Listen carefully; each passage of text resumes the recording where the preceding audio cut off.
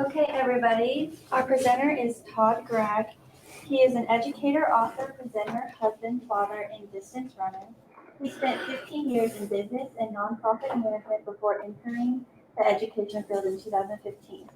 He has served on the Economic Education Advisory Council of the Oklahoma City branch of the Kansas City Federal Reserve Bank, as a master teacher for the Oklahoma Council on Economic Education, as a board member for the Oklahoma Council for the Social Studies, and is a member of the Oklahoma City for History Education, as well as the Oklahoma Jumpstart Coalition, as well as on standards writing teams, curriculum writing projects, and led various PD sessions across the state.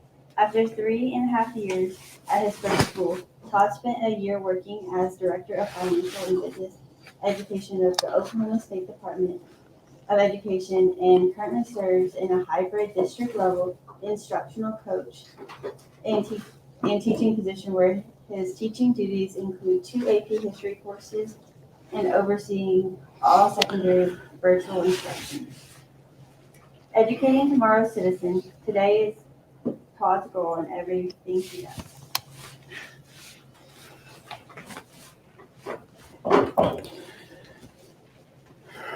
All right, thank you very much. And I'm glad to be here with all of you today to talk a little bit about how to better engage our students in our classroom. Before I get in, I just want to kind of ask, how many of us here are educators? Just kind of most of us, good.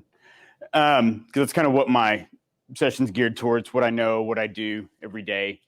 Kind of an addendum to the wonderful introduction. I am making a change this summer and going back into the classroom full time at Capitol Hill High School in Oklahoma City, teaching U.S. history and AP U.S. history this year. So being out of the classroom for 3 years has made me realize what I want to do the most in my life. So I do want to start today with land acknowledgement of the land that we are meeting on, who it historically belonged to, that it was at various times Quapaw, Wichita, Kiowa, Osage, and Kickapoo land.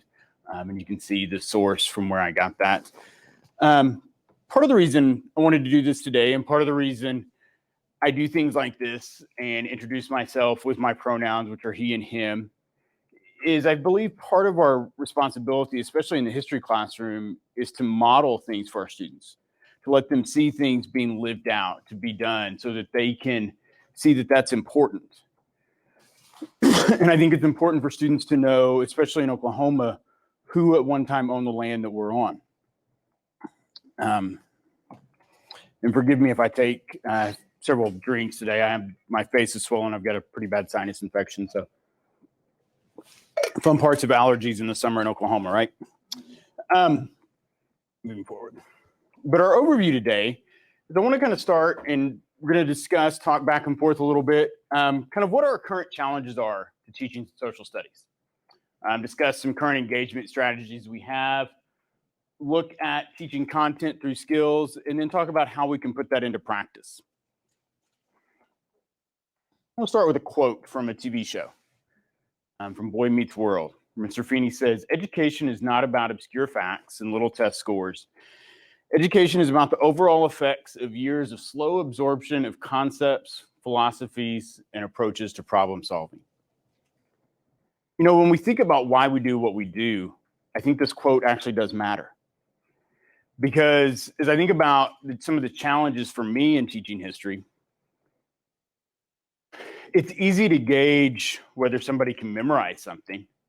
It's easy to gauge whether somebody knows what happened in a certain presidency or with a certain Supreme Court case or in a certain election year. But how does that impact their lives? You know, in a math classroom, 2 + 2 is always going to equal 4. And it's easy to know if a student's grasped that. But how do we know if a student's really grasped the thinking skills we're trying to give them? It takes years sometimes to see that. All right, where are we?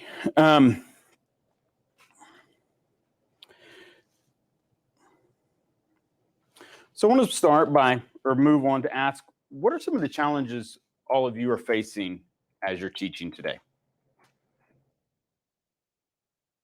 What are some things that make teaching this area hard? Dalton? I think just the climate in Oklahoma around history and, with CRT and certain hot button issues that our legislators like to talk about.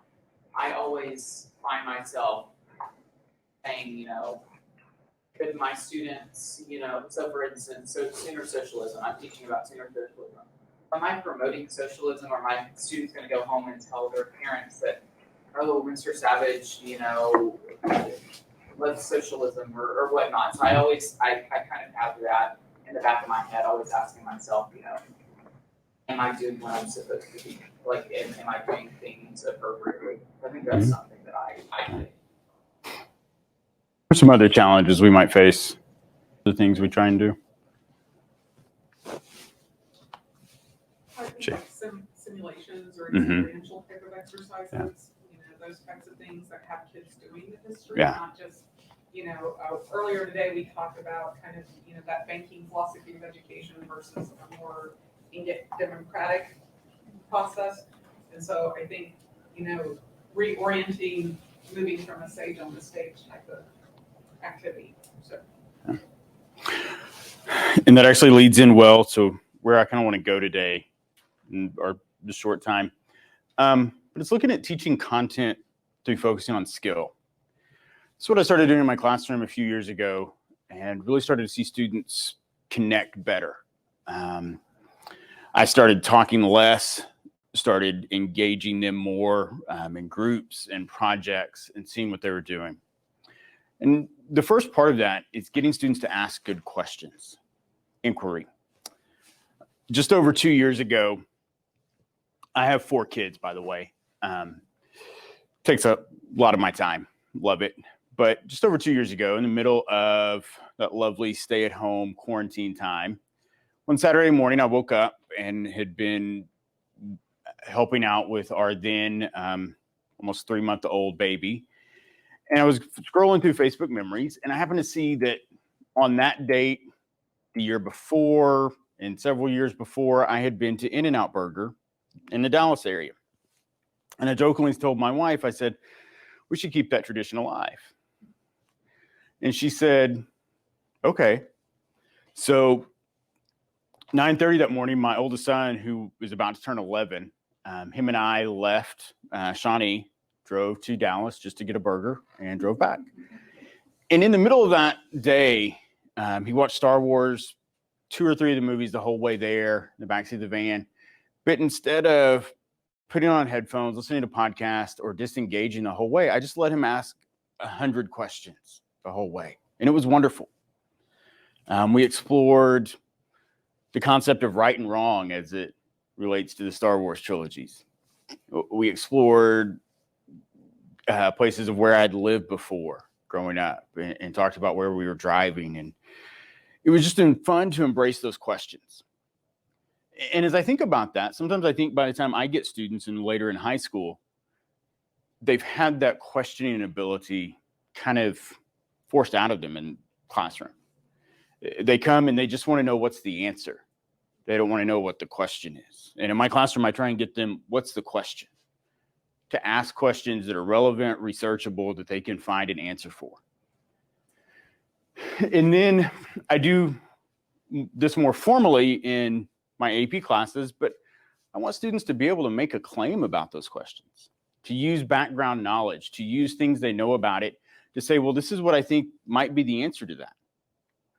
But then I want them to know that's not the stopping point, because most of the time in life, when we're looking at civic participation, especially in engaging locally, inquiry, we may ask questions or hear questions, and we may come up with something in our mind, and that's where we stop. We don't go and research it. I think we can all share stories for the rest of the day about how we've seen that play out on social media over the past 5 to 10 years. People make claims and never research it.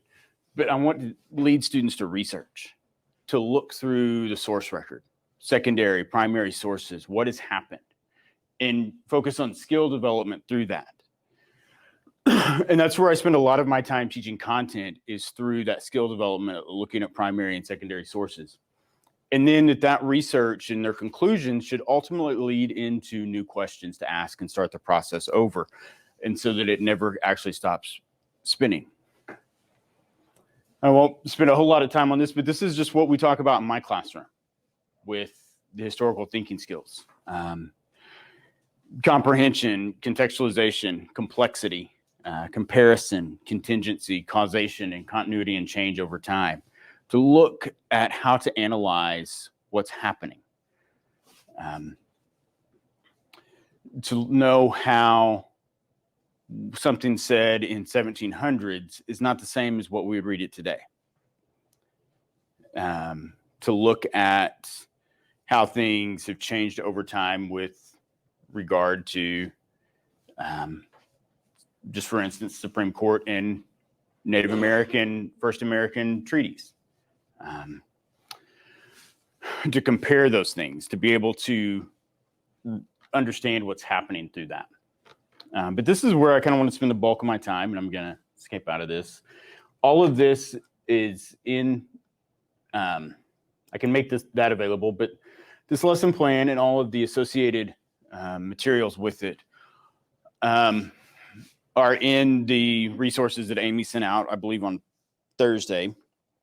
But I just kind of want to walk through this fairly quickly, make sure we're on time now. This is a, don't want to sign in on that. Okay. Well, just 1 second, sorry.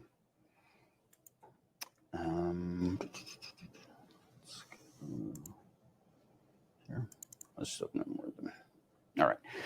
This was a lesson plan created school year before last in a partnership with National Geographic and Oklahoma Public Schools Resource Center, where they're getting people, had a grant to get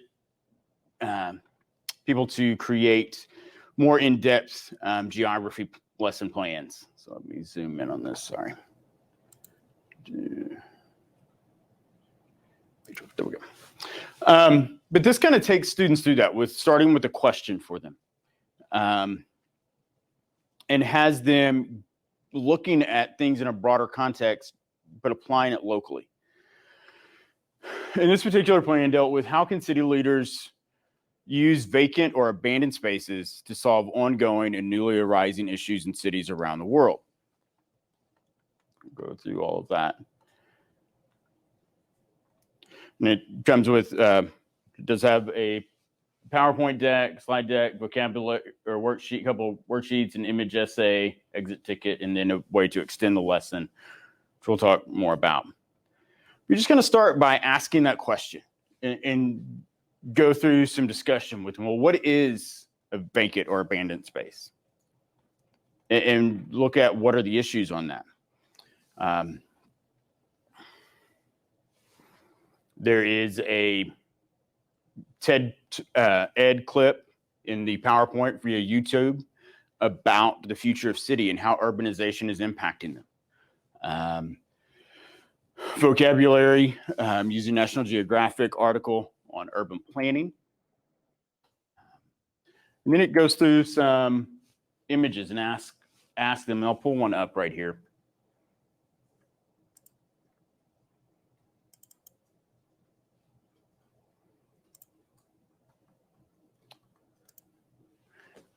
And just ask people, what do they see in this? Ask students, what do you see in these pictures? Here are the terms defined in it to, well, if I click on the right thing.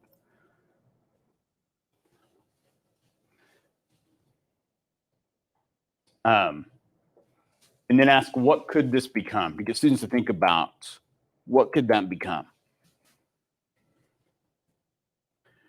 Talk about why cities are having to deal with more vacant and vacant spaces today. What do all of you think on this? Why are urban sprawl, shopping online? I think that's going to become a bigger and bigger one. Remote work. What's going to be the future of giant office spaces?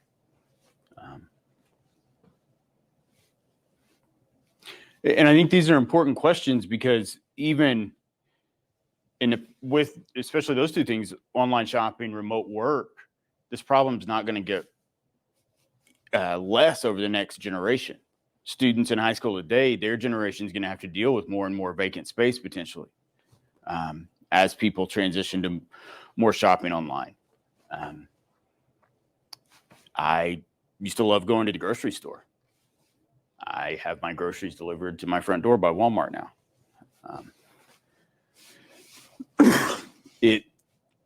We're in a point of time in changing how people interact with the world around them.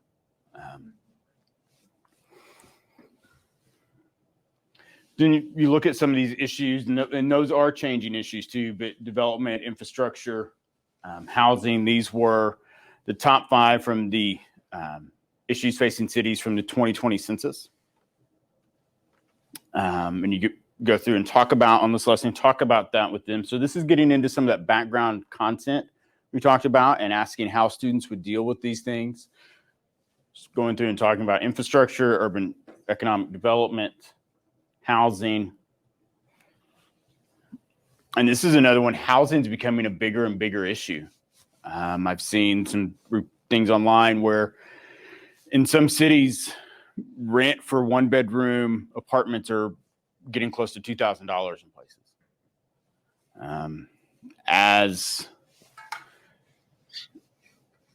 certain private businesses or hedge funds are buying homes, it's making a housing problem in cities. So what happens is our population continues to grow and viable housing shrinks. And what happens to the housing they're leaving? Energy and environment includes exploring more eco-friendly energy options, increasing trails, green space, citywide landscaping. And you can have discussions with students on this, is that why this is important? Why is it important to have green space in a city? For one, it's aesthetically pleasing to see green in a city. You want someplace you can go and enjoy. Creates cool zones.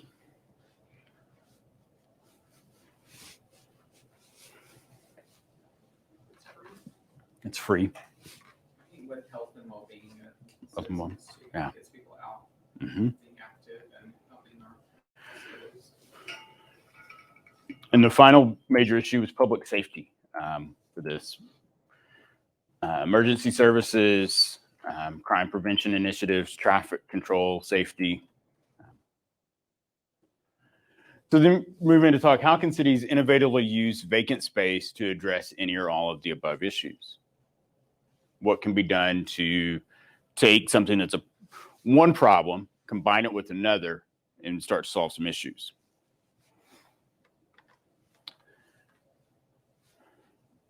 And then takes them through another series of photographs. Is this addressing a need or showing abandoned space?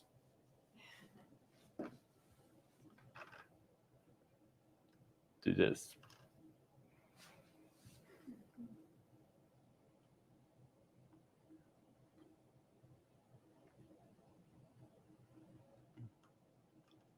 I think, hang on, somewhere I've got what all of these are. I think it's in the, right here, sorry.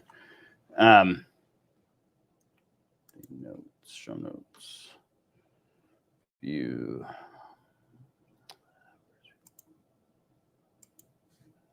Oh, maybe I don't. I guess I don't, okay, sorry. Hold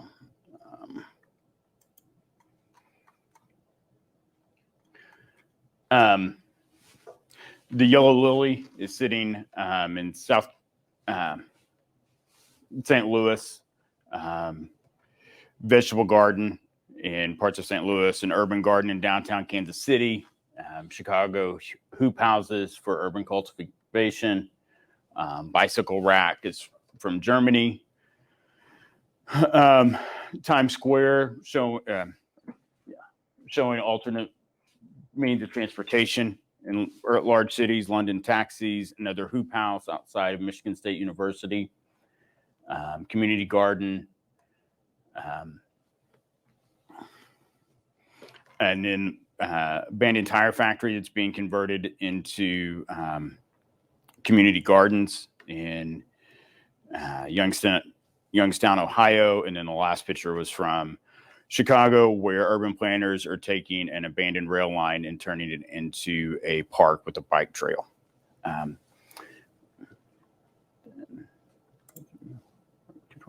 All right. And then I brought it a little bit more local and brought in some pictures from Tulsa. Go back here to view, show. Different abandoned spaces that I found in the city of Tulsa.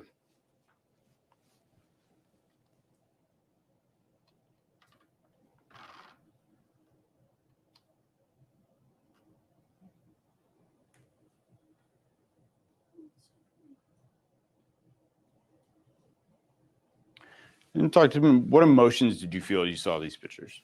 What are some that we felt as we looked? It's sad. Sad.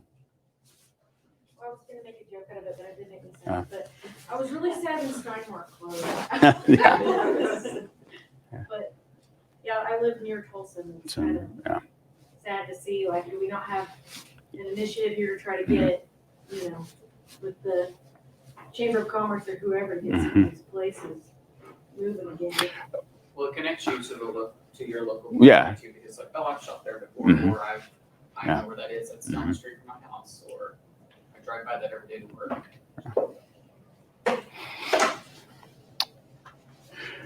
But you can have those conversations with students, and it does bring that more local for them. They see that this is not just happening in Chicago or St. Louis or Germany, but it's happening in our own state. And then asking them, why do you think that made you feel that way? So why did it make you feel sad? What do you think? Emptiness, loneliness. Loneliness. Yeah. Missed potential. Lost. Maybe economic loss. Especially some of those storefronts and different things. One of the structures was an abandoned mall in Tulsa. But one time, those things were full of hope. The person that put it there thought it was going to be prosperous, make money, last for generations. But that's not always the case. Things happen, things change. But then move in, what could be done with those spaces now? So we have a mall in Oklahoma City where there was a mass shooting a long time ago now. And they never wanted to reopen it again as a mall, separate mall. And so it turned into government office spaces. And people go there every day, senior citizens, to go walking in the morning. So it took a while. It was vacant for a while, but it finally did get a new life.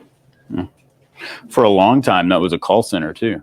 AOL had their offices there locally, and then I believe it was Farmers Insurance was there for a long time. Isn't Santa Fe South across the road? Yeah, it's really cool. Yeah. So, but then start talking to them in the lesson plan. It does have detailed descriptions of each of those places, but what could be done with that, and get them engaged in thinking, what can be done with this? Because this is one of those ways to get them to use those skills, to use those questions, but it's getting them thinking beyond the classroom, getting them thinking beyond just solving problems on a macro scale and thinking more locally. And then I brought it up in this, a major issue facing Tulsa, Oklahoma, is right now, the life expectancy gap between North and Tulsa is 11 years. And if you're not familiar with Tulsa, that's a giant racial and economic divide. North Tulsa is mostly Black, mostly minority, poor. South Tulsa is mostly white and much wealthier. But in the over a decade, age expectancy gap is rather high. You can see where it came from there, but northwest to southeast Tulsa. Then you know, and ask, why do we fund our public schools through local property taxes? Not on this one, but yeah. I think that's more of a question for state politicians. then take them through ways to use that. What are some ways to use that abandoned space to address that life expectancy gap? These are just some I came up with. Use some of those spaces for restaurants and grocery stores, workout facilities, community health clinics, for people to get these things closer to them, because there are food deserts in that part of Tulsa. There are, there's not much state-of-the-art health facilities north of St. Francis Hospital in Tulsa, and that's fairly south. There's a few still there, but they're running down. It's not easy to find green space and workout facilities, Jesper. In the north part of Tulsa, is it more industrial? Is there a lot of like? Industrial, there is some.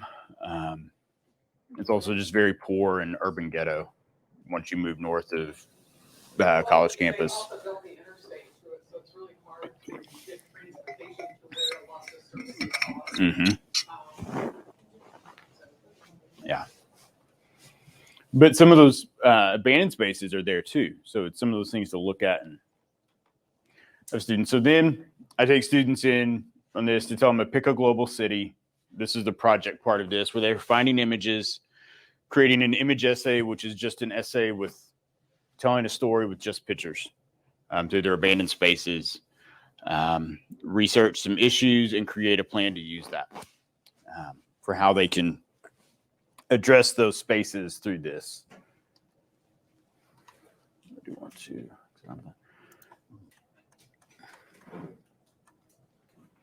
But then, and this is where you can use something like this to really get them engaged locally, depending on your students, depending on how many you have, depending on where you are.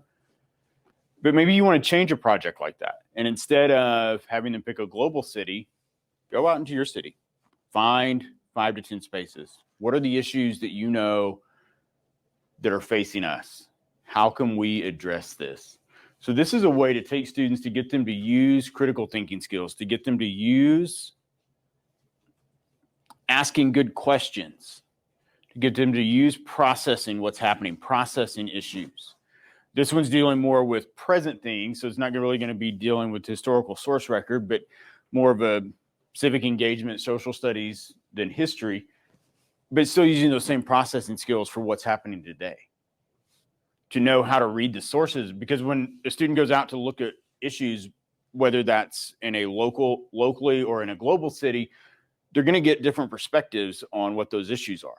So really looking to know how to read through those sources, to know how to find out what the truth is on those issues.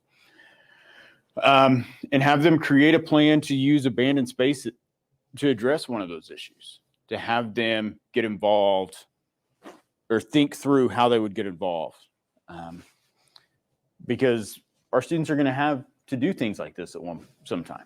They're going to have to deal with these issues.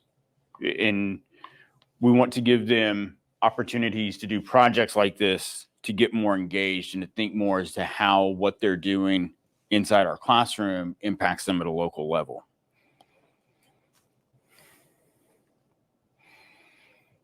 All right, okay, that's where we'll be. All right.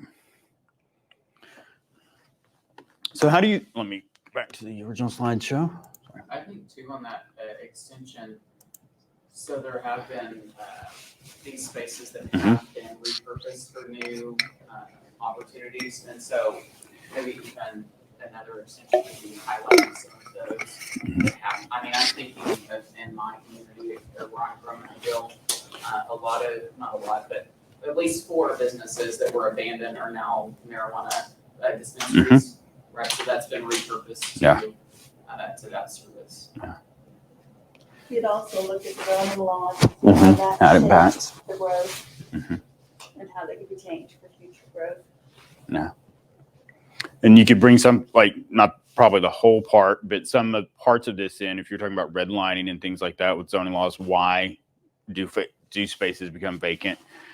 The town I've worked at for the past 2 years in Seminole, their high school, a month before school started, about a decade ago, was declared unusable because of mold and other issues, and they moved out of it real quick, and now are finally in a brand new high school, but their old high school is an abandoned space. All the students know that. It's currently in the lengthy process of being sold to a former alumni that's coming in and turning it into apartments, because that's something, there's not a lot of nice apartments in that town. So someone's buying that historic building and keeping the basic structure and turning it into new apartments for people. And they're dealing with the mold. Yeah. So having them look through that, what are some other ways you could use a lesson to get students to think, how does this impact us locally? I was thinking about some of the development downtown. So a lot of money came after the bombing when the government gave Oklahoma City a lot of money to rebuild places that had been destroyed, which included some of the abandoned, which then leads to maps, and that kind of like keeps going on to this day. So kind of using that as a teaching lesson to go from there. I think you can also translate it to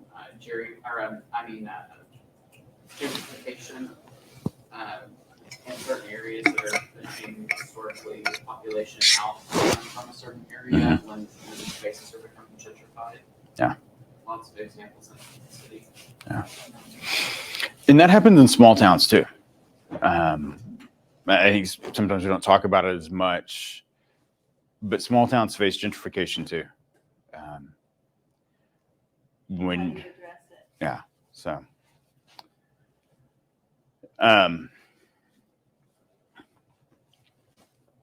what about in government or in a history class? What are some ways we could get, not necessarily this exact lesson, but just what are some ways we could use project-based learning to get students to start to think more, how am I going to use what I'm learning today to make my town better in the future?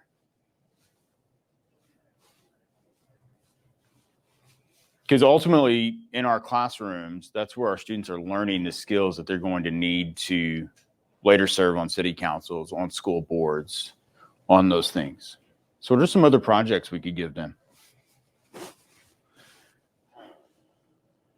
can give it just a shameless plug for curriculum where, students go through the process of learning how to advocate for an issue, which involves like doing some research around the topics that they choose, and then identifying who are the decision makers in their community that have direct access to this particular issue, and what kind of tactics can they use to get support for making change. And we have students who are often like really successful learning that process, and then go on and use it some of their like.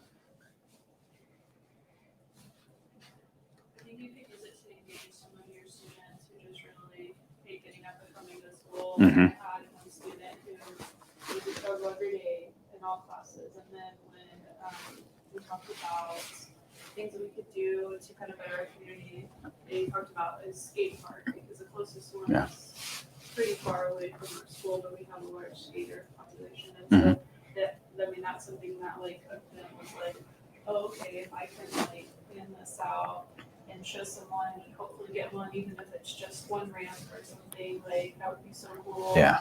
And I, based on like how the rest of that week for that student, pretty engaged in like all of their classes, and that was like a shock to all of us. Like that's what got them. So I think we can use it to really like push out students who really just struggle. Yeah. That happened here in Norman. The kids wanted a skate park, and they got a ballot initiative together, and it passed, and they got their skate park. Yeah. But it's big learning for them. Right. I think anything we can do like that, like getting students involved in promoting for something they want locally, such as a skate park, or advocating for an issue, needs to get them thinking about how do bills get passed. Many of us of a certain age and older, our minds are always going to go to Schoolhouse Rock on that. But a lot of our students don't remember that. They didn't grow up like with that as we did. And so we've got to find ways to get them to understand How do things happen? How do you make change? Get them to get involved and realize that at some point they're going to be the ones doing that. They can't just rely on a few people in power.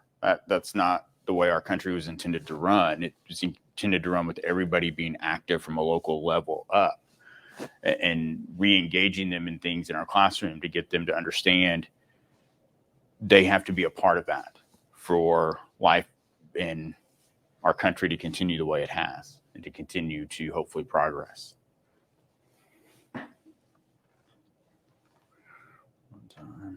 All right.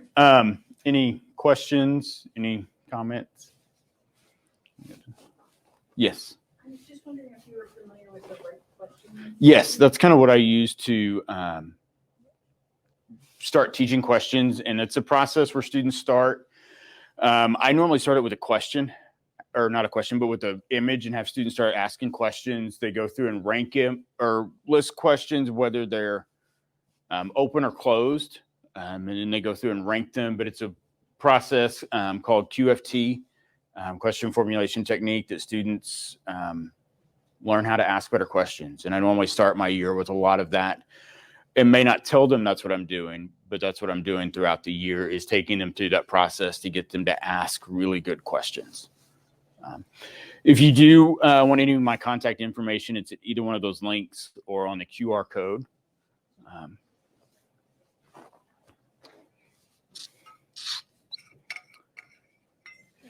All right. Thank you very much. Thank you all.